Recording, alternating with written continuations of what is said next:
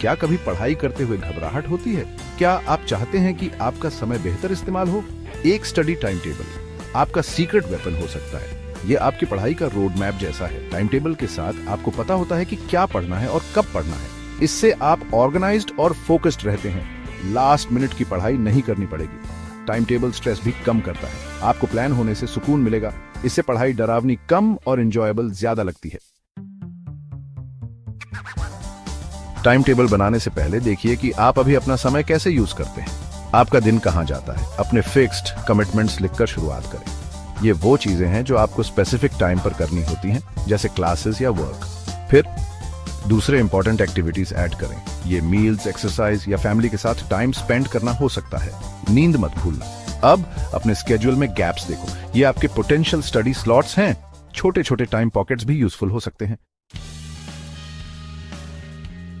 Time table भरने से पहले अपनी एस्पिरेशंस के बारे में सोचो कि शॉर्ट टर्म और लॉन्ग टर्म में आप क्या अचीव करना चाहते हैं। क्लियर और स्पेसिफिक स्टडी गोल्स सेट करो जो रियलिस्टिक और चैलेंजिंग दोनों हों। मुझे मैथ्स में अच्छा करना है कहने के बजाय कहो मुझे अपने अगले मैथ्स टेस्ट में ए लाना है।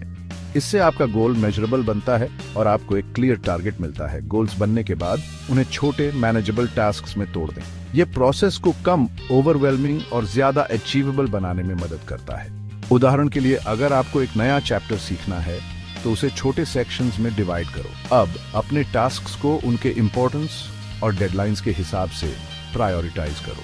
खुद से पूछो अभी सबसे इंपॉर्टेंट क्या पढ़ना है। उन टास्क को आइडेंटिफाई करो जिनका आपके गोल्स पर सबसे ज्यादा इंपैक्ट होगा। अपना टाइम और एनर्जी पहले उन टास्क पर फोकस करो। ऐसा करने से आप इंश्योर करते हैं कि आप हमेशा सबसे इंपॉर्टेंट चीज पर काम कर रहे हैं, जिससे आपके स्टडी सेशंस ज्यादा इफेक्टिव और प्रोडक्टिव बनते हैं। सेक्शन 4 स्टडी स्केड्यूल बनाना। अब आता है फन पार्ट, अपना टाइम टेबल बनाना। यहां आप एक ऐसा प्लान डिजाइन करते हैं जो आपके लिए बेस्ट वर्क करे। अपने डेली रूटीन के बारे में सोचो और कब आप सबसे ज्यादा प्रोडक्टिव फील करते हैं। क्या आप मॉर्निंग पर्सन हैं या आप इवनिंग में बेटर वर्क करते हैं? कैलेंडर, प्लानर या एक सिंपल पेपर का यूज करें। इंपॉर्टेंट है कि आपके स्टडी स्केड्यूल का एक विजुअल रिप्रेजेंटेशन हो। हर सब्जेक्ट या टास्क के लिए टाइम ब्लॉक आउट करो। हर टॉपिक के लिए उसकी डिफिकल्टी और उससे आपकी फेमिलियरिटी के हिसाब से इनफ टाइम एलोकेट करना श्योर करें। इस बारे में रियलिस्टिक रहें कि आप एक सिटिंग में कितना अचीव कर सकते हैं। ओवरवेल्म्ड फील करने से बचने के लिए अचीवेबल गोल सेट करना इंपॉर्टेंट है। लॉन्ग अनप्रोडक्टिव सेशंस के बजाय शॉर्टर फोकस्ड स्टडी सेशंस रखना बेटर है। रिसर्च से पता चलता है कि हमारा दिमाग लिमिटेड टाइम के लिए ही इंटेंसली फोकस कर सकता है।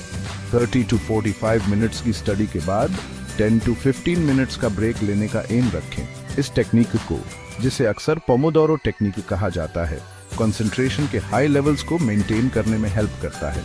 ब्रेक्स के दौरान कुछ रिलैक्सिंग या एनर्जाइजिंग करें, स्ट्रेच करें, शॉर्ट वॉक लें या हेल्थी स्नैक खाएं। इससे आप फ्रेश और फोकस्ड रहते हैं। याद रखें, गोल स्मार्टर स्टडी करना है, हार्डर नहीं। बफर टाइम ऐड करना मत भूलना। लाइफ अनप्रिडिक्टेबल होती है और चीजें हमेशा प्लान के अकॉर्डिंग नहीं होती। स्केड्यूल में कुछ फ्लेक्सिबिलिटी होने से आप बिना स्ट्रेस फील किए एडजस्ट कर सकते हैं। एक वेल स्ट्रक्चर्ड स्टडी स्केड्यूल के साथ आप एफिशिएंटली और इफेक्टिवली अपने एकेडमिक गोल्स को अचीव करने के रास्ते पर होंगे। सेक्शन 5 बेहतर रिजल्ट्स के लिए smart study habits.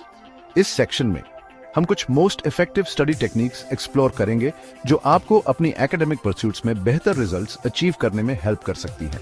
Time table होना बहुत अच्छा है, लेकिन इफेक्टिव स्टडी टेक्निक्स यूज करने से यह और भी बेहतर हो जाता है। आइए कुछ स्ट्रैटेजीज में डाइव करते हैं जो आपके लर्निंग एक्सपीरियंस को एनहांस कर सकती हैं। रिट्रीवल प्रैक्टिस, कुछ सीखने के बाद उसे मेमोरी से रिकॉल करने की कोशिश करें। यह टेक्निक आपकी मेमोरी को स्ट्रॉन्ग करता है और इंफॉर्मेशन को लॉन्गर पीरियड्स तक रिटेन करने में हेल्प करता है। आप जो याद करते हैं उसे लिखकर या खुद को क्विज करके ऐसा कर सकते हैं। फ्लैश कार्ड्स इसके लिए एक ग्रेट टूल है, क्योंकि ये आपको रिपीटेडली अपने नॉलेज को टेस्ट करने देते हैं।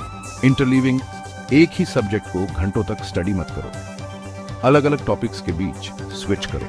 यह मेथड आपके दिमाग को एंगेज रखता है और फटीग को प्रिवेंट करता है।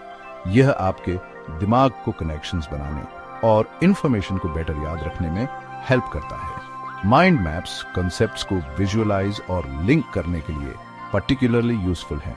स्पेस्ड प्रैक्टिस, अपने स्टडी सेशंस को टाइम के अकॉर्डिंग स्प्रेड करें। क्रैमिंग करने के बजाय रेगुलर इंटरवल्स को इंक्लूड करने के लिए अपने स्टडी स्केड्यूल को प्लान करें। एग्जाम से एक रात पहले सब कुछ क्रैम मत करो, इससे स्ट्रेस और इंफॉर्मेशन का पुअर रिटेंशन हो सकता है। रेगुलर रिव्यू आपको इंफॉर्मेशन को मोर डीपली लर्न करने में हेल्प करता है। अपने नोट्स और स्टडी मटेरियल्स को फ्रीक्वेंटली रिविजिट करके आप अपनी अंडरस्टैंडिंग और मेमोरी को रीइंफोर्स करते हैं। सेक्शन 6, बैलेंस इंपॉर्टेंट है। Study and life. आपका स्टडी टाइम टेबल आपकी लाइफ को टेक ओवर नहीं करना चाहिए। स्टडीइंग और अदर एक्टिविटीज के बीच बैलेंस होना इंपॉर्टेंट है। हॉबीज, फ्रेंड्स और फैमिली के साथ टाइम स्पेंड करने या सिंपली रिलैक्स करने जैसे एंजॉय किए जाने वाले कामों के लिए टाइम स्केड्यूल करना श्योर करें। ब्रेक्स लेना और फन करना सिर्फ आपकी वेलबीइंग के लिए ही इंपॉर्टेंट नहीं है, यह आपको एक मोर इफेक्टिव लर्नर भी बनाता है। जब आप वेल रेस्टेड और हैप्पी होते हैं तो आप बेटर फोकस कर सकते हैं और मोर इफेक्टिवली सीख सकते हैं।